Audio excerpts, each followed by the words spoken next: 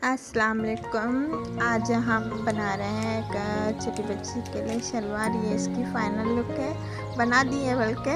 और इस पे हमने थोड़ा सा हाथ का काम किया है और लेसेस अटैच की है। इस तरह से एक न्यू डिज़ाइन बनाने की कोशिश की है। उम्मीद है कि आपको पसंद आएगा और इसको बनाना भी ईज़ी है। थोड़े टाइम में बना के आप बच्चों को